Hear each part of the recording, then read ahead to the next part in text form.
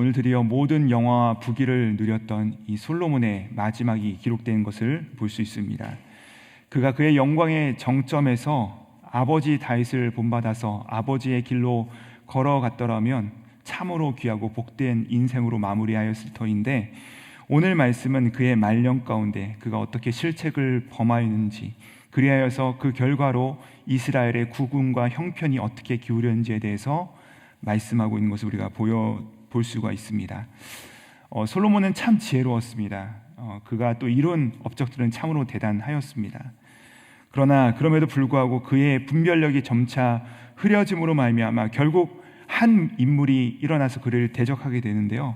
근데 참 아이러니한 것은 오늘 그 대적을 선택한 사람이 누구냐? 바로 이 솔로몬이었다는 것입니다. 우리 함께 28절의 말씀을 같이 한번 읽어보도록 하시겠습니다. 함께 있습니다. 시작. 이 사람 여로보암은 큰 용사라. 솔로몬이 이 청년의 부지런함을 보고 세워 요셉 족속의 일을 감독하게 하였더니, 여로보암이 솔로몬을 대적하는 자로 소개가 됩니다. 근데 그를 표현하기를 큰 용사라라고 합니다. 아마도 굉장히 유능했던 사람인 것 같습니다. 또한 아침 저녁으로 쉬지 않고 일을 했던 부지런한 사람이었습니다. 근면한 자였죠. 그러니까 그 순간에 솔로몬이 그를 보고서 이 사람은 내가 감독자로 세워야 되겠다 하고 그를 임명한 것입니다. 그러다가 하루는 이 여로보암이 예루살렘 밖으로 나가게 됩니다. 그러다가 누구를 만나게 됩니까? 29절 말씀 보니까 이렇게 말씀합니다. 그 즈음에 여로보암이 예루살렘에서 나갈 때 실로 사람 선지자 아히야가 길에서 그를 만나니 아히야가 새 의복을 입었고 그 두 사람만 들에 있었더라. 이 아히야를 마주치고 나서 근데 그가 갑자기 그의 옷을 찢습니다.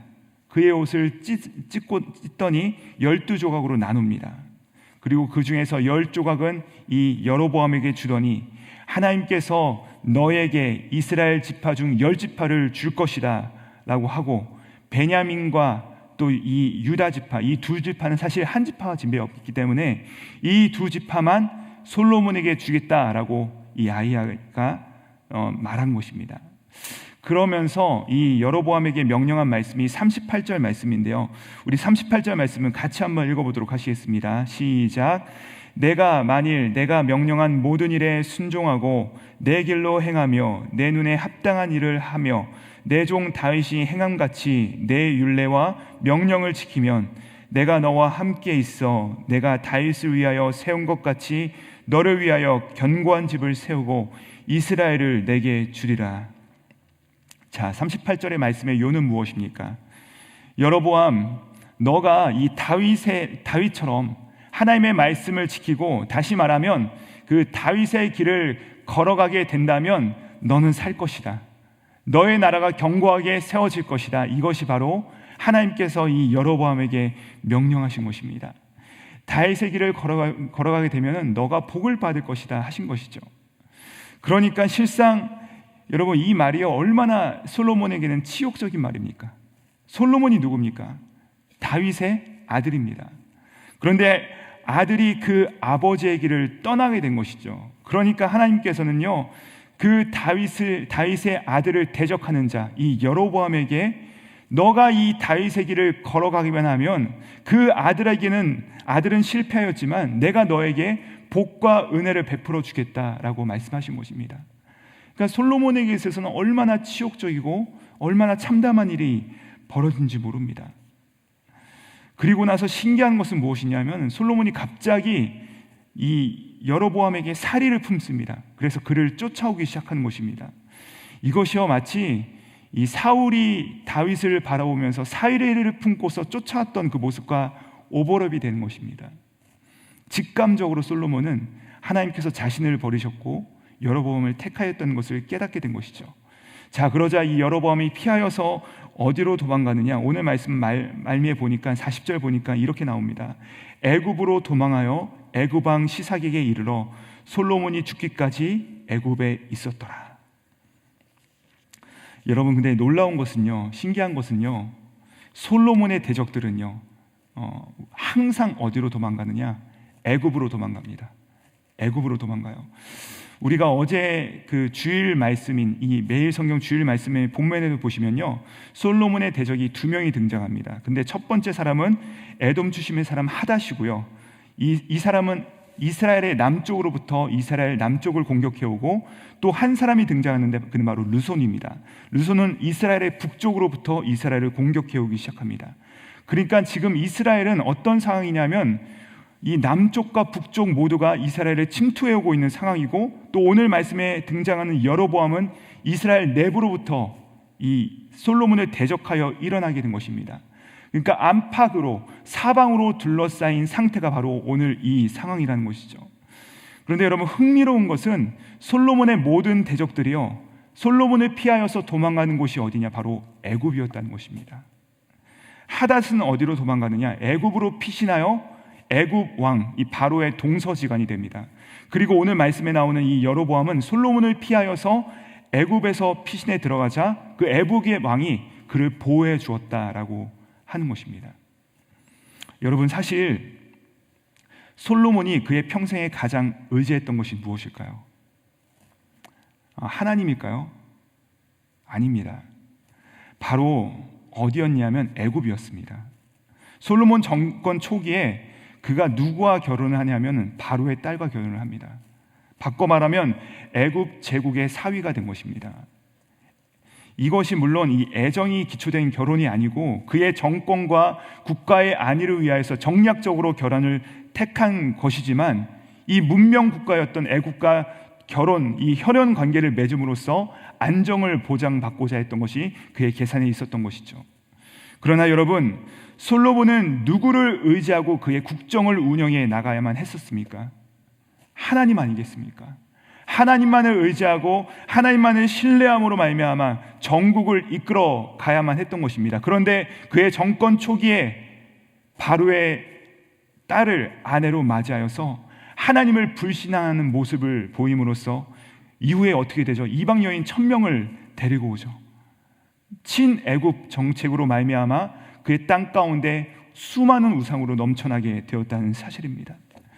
그러나 하나님께서는요, 이 나라, 이 이스라엘을 사랑하셨기 때문에 그냥 놔두실 수가 없었어요. 그래야 해서 어떻게 하십니까? 대적들을 일으키신 것입니다. 그런데 아이러니하게도 전부 그 대적들이 어디서 힘을 기를 수 있었느냐? 바로 애굽이었다는 것입니다. 하닷이 그러하였고요, 오늘 말씀에 나오는 여로보암이 그리했다는 것이죠. 그런데 정작 솔로몬이 가장 의지했던 나라가 바로 이 애굽이었다는 사실입니다. 그러니까 이런 것입니다.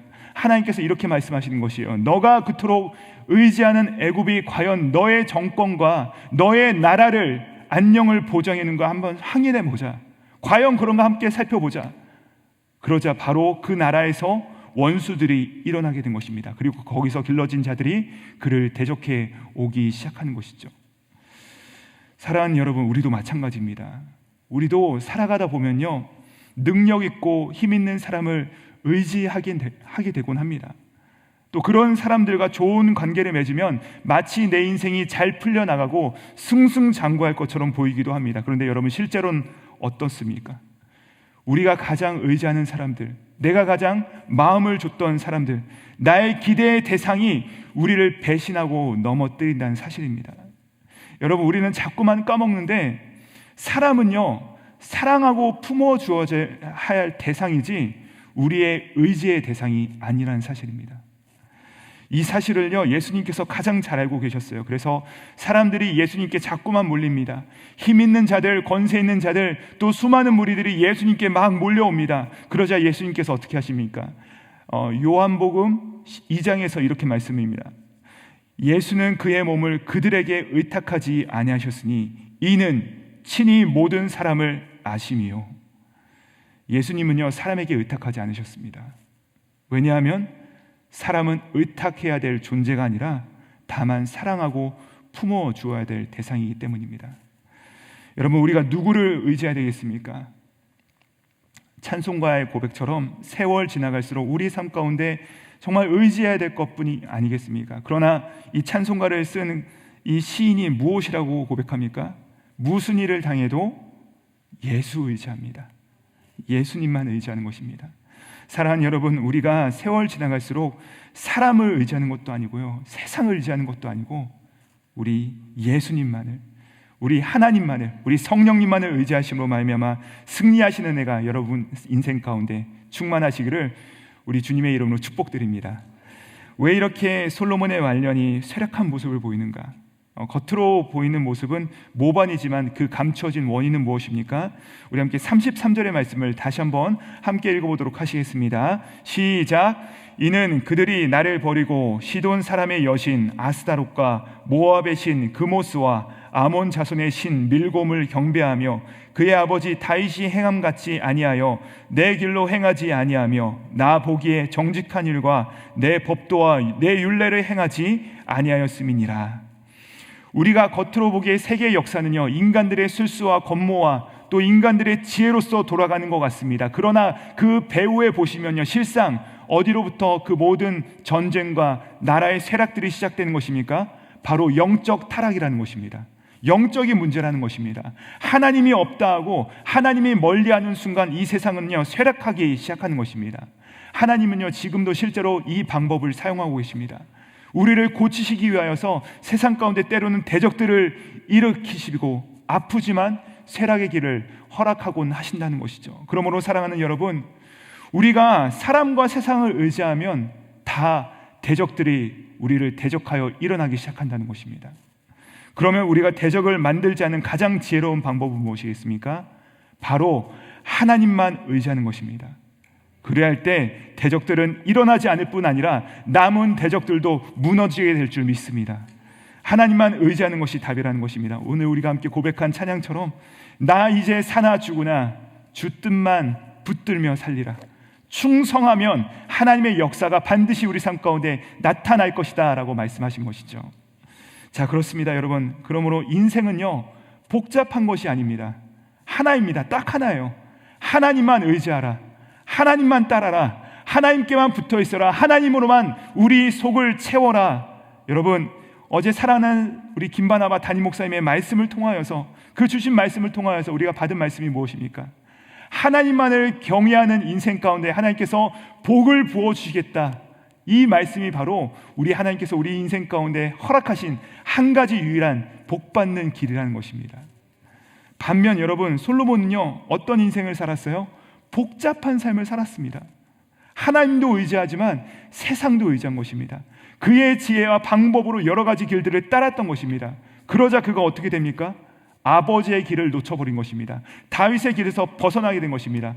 자, 그 다음 대안인 여로보암에게 하나님께서 또 명령하십니다. 다윗의 길을 걸어가라 말씀하시지만 여로보암은 어떻게 하죠? 실패합니다. 실패해요. 그래서 여로보암은요, 실상 불순종의 대명사가 되어버립니다. 그래서 이후 성경에서 불순종을 표현하는 그 표현이 무엇인지 아십니까? 그가 여로보암의 길을 걸었더라. 북쪽 왕이요, 총 19명의 왕이 일어납니다. 여로보암의 후손들이 19명의 왕들이 있는데 한 사람도 하나님을 따르는 자가 없습니다. 모두 실패합니다. 그 이유가 무엇입니까? 여로보암의 길을 걸었더라. 즉 하나님이 아니라 인생의 길과 세상의 방법, 자신의 지혜만을 의지했다는 것입니다. 말씀을 마무리합니다. 사랑하는 여러분, 혹시 우리 가운데 삶이 복잡하고 어지러운 분들 아니 계십니까? 하나님을 의지하지만 동시에 나의 방법과 나의 지혜와 사람을 의지하는, 여러 내가 의지할 대상들을 세워가는 복잡한 인생을 살고 계셨더라면 오늘 이 아침 가운데 우리에게 주시는 이 말씀 가운데 다시 한번 하나님만을 의지하는, 하나님 외에 다른 것을 의지하는 것이 아니라 하나님만을 의지하는 그런 은혜가 회복되시는 이 아침 되기를 우리 구주 예수님의 이름으로 축복드립니다. 그렇습니다 여러분, 단순하고 순전하게 하나님만 의지하고 하나님만 사랑하고 하나님의 말씀만 내 안에 체험으로 말미암아 다윗의 길을 걸어갈 때 하나님께서 약속하신 은혜와 축복이 여러분의 삶과 여러분의 가정과 우리 교회 가운데 충만하시기를 우리 구주 예수님의 이름으로 축복드립니다. 기도하시겠습니다. 하나님 아버지, 처음에는 믿음으로 시작했으나 우상 숭배로 마친 솔로몬의 말년을 보며 우리는 과연 어떤 행보를 걸어가고 있는가 우리 자신을 점검하게 하시니 감사드립니다. 사람과 세상을 섬기고 사랑하되 아버지 하나님 의지하지 않게 하여 주시고 오직 하나님만을 의지하고 하나님으로만 우리 삶을 채워갈 때 다윗의 길을 걸어가는 자에게 약속하신 은혜와 능력으로 승리하는 우리 모두 되게 하여 주시옵소서. 감사드리오며 죽음으로 걸어가시는 그 마지막 순간까지 하나님만을 의지하심으로 승리하기 우리 구주 예수 그리스도 이름 받들어 기도드립니다. 아멘.